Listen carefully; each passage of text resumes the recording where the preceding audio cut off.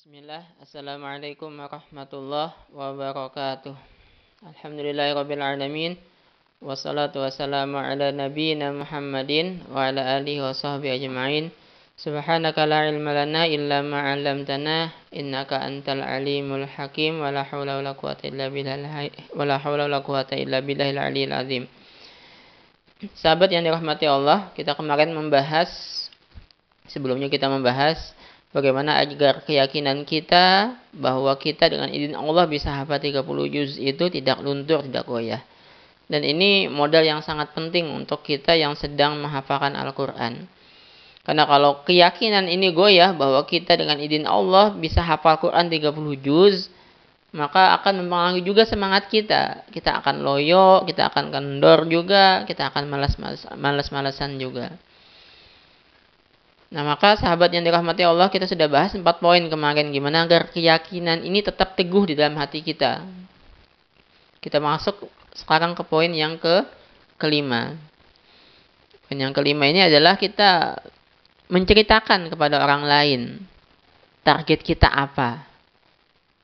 Kemudian apa? Kita minta doakan orang lain agar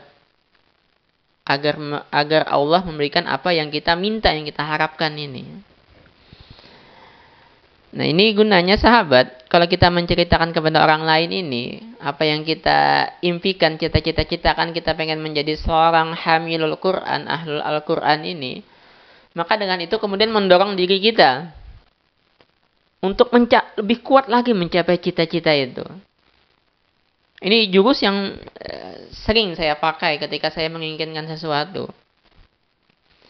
Karena kalau tidak tercapai, kemudian apa yang sudah kita harapkan, cita-citakan ini, sementara kita sudah menceritakannya kepada orang lain, maka akan ada perasaan malu dalam hati kita, dalam diri kita. Maka karena kita malu tidak tercapai, maka kita akan lebih kuat lagi berusaha mencapai keinginan cita-cita itu. Dan jangan lupa tadi, jangan cuma sekedar kita cerita, tapi kita minta doakan mereka agar Allah mudahkan kita dalam mencapai apa yang kita cita-citakan itu. Dengan kita bercerita ini, insya Allah juga orang akan memotivasi kita. Tapi ya insya Allah kalau kita ketemu orang baik sih, insya Allah kita akan dimotivasi, akan dikuatkan, akan didoakan sama mereka untuk kita mencapai apa yang kita cita-citakan itu. Nah, kalau kita ketemu juga orang yang melemahkan, maka jangan dengarkan apa yang mereka katakan. Masa sih bisa? Ngapain lu hafal Quran? Gak ada gunanya. Oh, nggak usah ini. Nggak usah didengarkan kalau ada yang pendapat seperti itu. Nah, orang akan kebanyakan sih biasanya. Saya dulu pengalaman saya ketika menghafal Quran, saya cerita ke orang lain apa yang saya dambakan, yang saya cita-citakan, apa yang saya lakukan saat ini. Biasanya sih mereka mendorong kita. Dan biasanya mereka akan mendoakan kita, mensupport kita insya Allah biasanya. Nah, dengan itu akhirnya kita akan lebih kuat lagi keyakinan kita bahwa kita bisa hafal dengan izin Allah 30 juz Al-Quran itu. Ini yang kelima. Nah, yang keenam, sahabat yang dirahmati Allah, maka kita jangan ragu dengan janji Allah dan Rasulnya bahwa menghafal Al-Quran itu mudah. Bahwa menghafal Al-Quran itu bukan cuma hak orang-orang Arab saja, bukan. Tapi hak semua kaum muslimin, hak semua orang bisa hafal Quran. Maka ketika kita menghadapi rintangan, tantangan, hambatan saat menghafalkan Al-Quran, kalau kita sudah punya keyakinan bahwa apa yang Allah janjikan dan Rasulnya janjikan itu pasti benar, dengan itu kita akan berbaik sangka terus kepada Allah. Saat ada hambatan, rintangan, saat kita proses menghafal, ternyata apa yang kita dapatkan, orang tua kita meninggal, ternyata kabar Allah. Membuat kita kemudian lemes loyo. Berkurang kemudian keyakinan kita bisa hafal Quran. Tapi kalau kita berbaik sangka ini kepada Allah, bahwa apa yang Allah berikan ini adalah untuk menguji kita, memantapkan keyakinan kita, memantapkan keinginan kita, maka kita pasti akan bertambah kuat. Maka kita akan berazam tambah hebat lagi bahwa Al-Quran ini akan kita persembahkan. Hafalan Al-Quran ini akan kita persembahkan untuk orang tua kita yang sudah berada di dalam kubur itu. Maka berbaik sangkalah terus kepada Allah. Yakinlah terus dengan janji Allah bahwa menghafal Al-Quran itu mudah. Kalau ada tantangan, rintangan, hambatan, maka itu adalah untuk menguatkan diri kita. Untuk Allah ingin melihat seberapa kuatnya keinginan kita itu. Kalau rintangan hambatan itu kita lewati, insya Allah pertolongan Allah akan datang kepada kita dengan bertubi-tubi. Akan turun dengan derasnya pertolongan itu. Allah kasih sesuatu, dan kita bisa lewati itu dengan indah, maka Allah akan menolong kita. Kemudian dengan begitu derasnya pertolongan itu turun kepada kita. Ini yang ke-6 sahabat. Nah yang ke-7 sahabat yang dirahmati Allah. Kalau kita ingin terus keyakinan kita kuat, kokoh, teguh, maka saat kita melihat janji Allah nih ya. Janji Allah dan Rasulnya. Maksudnya di perkara yang lainnya, maka buktikan itu. Misalnya Allah menjanjikan akan melipat gandakan harta orang yang bersedekah, maka bersedekahlah. Maka ketika kita mendapatkan apa yang Allah janjikan itu harta kita kemudian berlipat ganda, maka itu pasti akan memperkokoh keyakinan kita dengan janji Allah. Kita nolong orang lain, Allah berjanji Allah akan menolong kita. Fallahu fi aunil abdi maka al-abdu fi auni akhi. Kita nolong orang, saudara kita, pasti Allah akan nolong kita. Maka jangan ragu untuk nolong orang lain dan tunggulah kemudian pertolongan Allah. Dan saat kita mendapatkan pertolongan Allah itu pasti akan kita rasakan janji Allah itu selalu benar. Kita sholat, Allah janjikan hati kita tenang. Hati kita tenang dalam sholat itu, maka kita rasakanlah apa yang Allah janjikan itu selalu benar. Kita puasa, sehat. Maka rasakanlah janji Allah itu benar. Maka setiap kali kita meyakini, menambah yakinan kita bahwa janji Allah itu benar, maka saat menghafalkan juga seperti itu nantinya.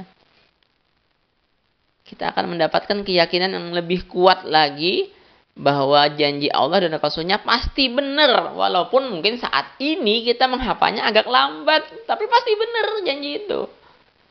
Nggak akan salah, karena kita sudah membuktikannya di tempat-tempat yang lainnya. Di saat-saat yang lainnya kita sudah membuktikan apa yang Allah janjikan itu selalu benar. Salat tahajud kita minta sama Allah sesuatu, Allah kasih, maka Allah janjikan pasti Allah kasih. Buktikan janji Allah itu sahabat dengan kita mendapatkannya pada perkara yang lainnya. Maka untuk itu kemudian kita pasti akan bertambah kuat juga bahwa janji Allah menghafal Al-Quran itu mudah, itu adalah hal yang niscaya. Nah yang ke-8 sahabat, kita bisa membaca cerita para nabi dan rasul, mukjizat yang Allah berikan kepada mereka. Hal yang tidak masuk akal. Tapi ketika Allah menolong mereka, maka hal yang tidak masuk akal itu terjadilah. Nabi Ibrahim dilempar ke dalam api 7 hari 7 malam sampai beliau dalam api. Yang ada malah apa? Beliau kedinginan di dalam api. Hal yang sangat tidak masuk akal, manusia di dalam api kedinginan. Tapi itulah yang terjadi pada Nabi Ibrahim. Nabi Musa dikejar Fir'aun dan bala tentaranya. Nabi Musa Bani Israel dikejar Fir'aun bala tentaranya sampai di batas Laut Merah. Disuruh Allah pukul tongkatnya, maka terbelahlah Laut Merah itu dengan 12 jalan. Hal yang sangat tidak mungkin. Laut terbelah, tapi terjadi dan terjadilah kun fayakun. Allah nyuruh Nabi Musa mukul tongkatnya ke batu, memancar dari batu 12 mata air. Terjadilah apa yang Allah kehendaki. Yang sampai Rasulullah SAW dengan izin Allah terbelahlah bulan. Nah maka sahabat yang dirahmati Allah, kalau kita banyak membaca cerita mukjizat ini, saat kita lemah, saat kita keyakinan kita goyah, maka akan menguatkan bahwa apa sih yang tidak bisa ketika Allah menghendaki sesuatu? Hal yang sangat mustahil saja tadi terjadi. Unta keluar dari batu bisa. Nantinya Nabi Solih gitu ya. Tapi Allah menghendaki terjadi. Maka apa sih yang nggak bisa? Kalau Allah menghendaki kita hafal Quran 30 juz, maka akan terjadi juga kalau Allah menghendaki. Maka dengan ini sahabat, perbanyaklah doa dan harapan kepada Allah. Perbanyaklah permintaan kita kepada Allah. Nabi Zakaria saja yang usianya sangat tua, rentak saja, beliau tidak pernah putus asa minta kepada Allah, meminta anak kepada Allah dari mudanya sampai masa tuanya. Beliau nggak pernah putus asa, minta terus sama Allah. Sampai di masa tuanya Allah karunia beliau anak, Nabi Yahya. Padahal istrinya mandul, beliau sudah sangat tua renta. Tapi Allah kehendaki terjadi. Nabi Ibrahim juga seperti itu kan. Di masa tuanya dari muda beliau minta, Rabbi habli minas solihin. Rabbi habli minas solihin. Masa tua baru dikasih Allah Nabi Ismail. Maka jangan pernah berhenti berharap. Jangan pernah berhenti meminta kepada Allah. Karena apa yang Allah kehendaki terjadi, pasti terjadilah. Yang terakhir, sahabat, yang ke-9, maka hafalkanlah Al-Quran. Jangan cuma sekedar berkeinginan menghafal Al-Quran, tapi hafalkanlah walaupun hanya sedikit demi sedikit. Step by step.